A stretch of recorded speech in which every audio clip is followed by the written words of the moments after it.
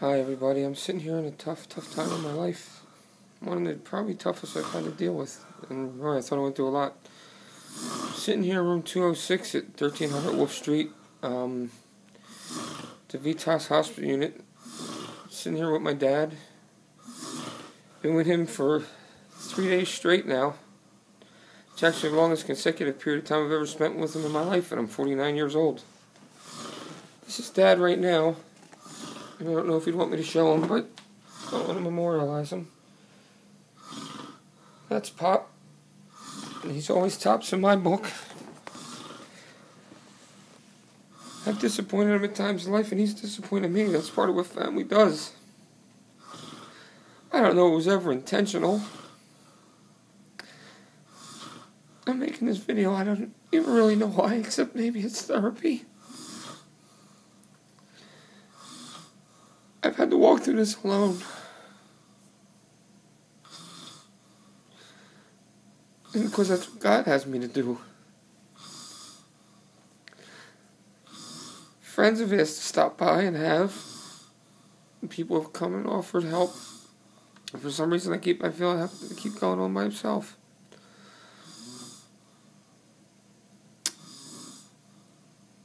I want to tell you what my dad means to me.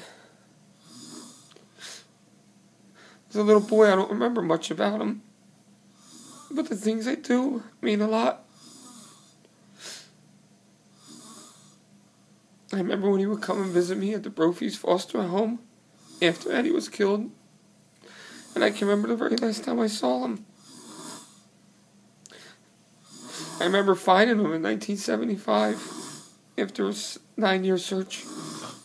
And I remember when he came into St. Francis Boys' Home and I ran up into his arms. I was a 14-year-old boy, or how old was I? Yeah, 14-year-old boy, 13-year-old boy, and I jumped up like I was a newborn baby. And at 49 years old, if I could get him out of that bed, I'd do the same thing right now, Dad.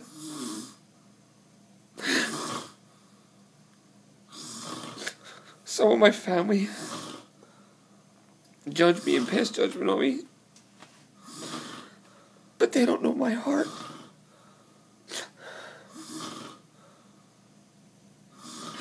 They've left him here to be alone. But I'm not going to, Dad. I'm not going to, Dad. I'm not going anywhere, Pop. It's not about the money. It's about the love. People say I don't understand why you do that with everything that happened in your childhood and everything that happened in other parts of your life, but I have no choice because I have to serve God first. And by serving God, I have to serve my Father. If I can't serve my Father on earth, how am I going to serve my Father in heaven? And sure, we've had our differences, me and my dad. There was a lot of wasted time here where we weren't together. And I was looking forward to this Friday when he was going to move in with me. I had a house already.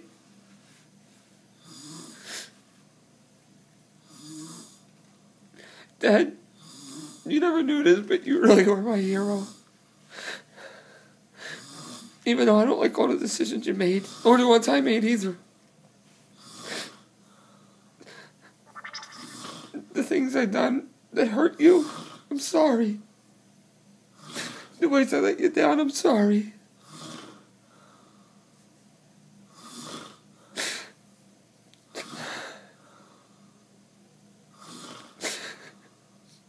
Daddy, this little boy needs you.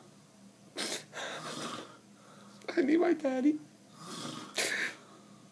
I had my dad a hat years ago that says Pops is tops, and Pops will always be tops to me. I remember when I was in the Coast Guard, he would drive all the way down to Virginia from South Jersey. 5 to 6 hour drive. Pick me up, and bring me home for the weekend. And drive right back down on Sunday. And do the same thing, drive right back. The sacrifices he made when I was younger, I didn't realize and understand. And what I wouldn't do to get him all back right now. What I wouldn't do to hear him say one more time, son, I love you. I'm grateful for the last couple weeks. Because for a while, in the last year or so, my dad's been out of my life because I couldn't find him. Because somebody chose to say my dad said that he wanted nothing to do with me and my sister or our family. And they kept him from us. And it was so unfair of that person to do. And God will have to deal with them and they'll have to deal with God. It's not for me to judge. I'm just grateful that I got my dad back about 3.5 weeks ago. I'm grateful for these 3 days and any other moments of time that I have sitting here with him. I only wish I could hear his voice one more time. I wish I could try to open his drawer and he'd say, "Son, what do you need?" But he told me, "Son, I love you. Son, I want to live with you." I finally heard those words and he told everyone else. That made me the proudest in the world. My dad finally wanted me. My dad, who I felt rejected from all my life, finally wanted me.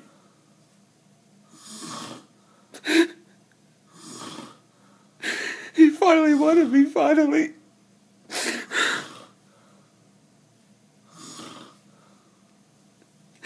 I don't know if people know what it feels like to just long for your dad's love and want it and want it and want it.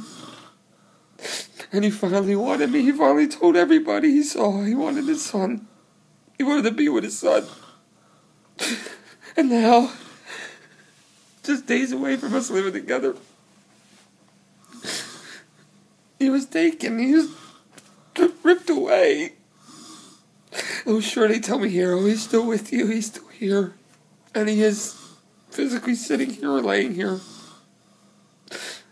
But he can't reach out and hug me. He can't reach out and hold me. He can't even whisper anything to me. So I hold on to the memories of the last few weeks and the things other people were telling me at the different places he was at, of how much he talked about me and how much I made to him. Daddy, what I wouldn't give right now is just to feel your arms one more time.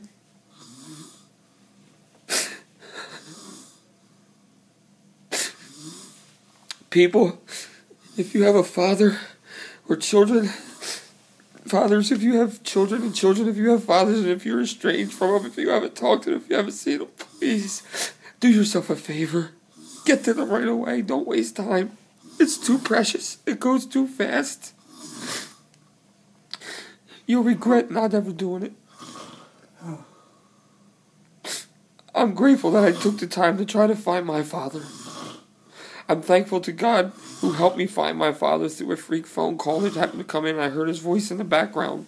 With nothing, no other sound. That's how I recently found my father. About February 23rd or 24th of this year. I joined the U.S. Coast Guard to make my dad proud. And I tried and I messed up. I became a trucker because I wanted my dad always wanted to be one. He had his truck driver's license and I did that. And I tried. I became a cook because my dad was one. I realized as I got older and as I look back on my life, most of what I'd done was to reach out and have my dad's approval and love.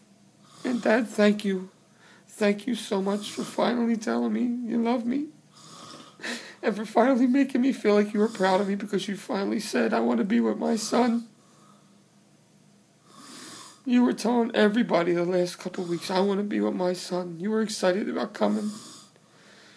I didn't expect you to be this way. We got a beautiful house a block from here. You were supposed to be there with me.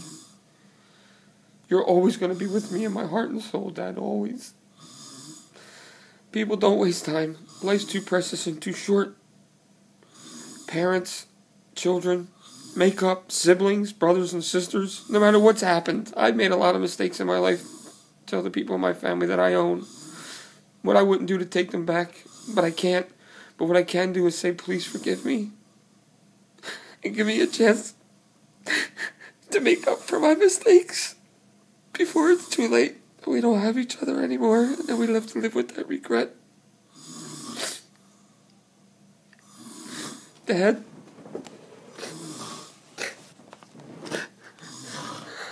I hand salute you, Dad. 2,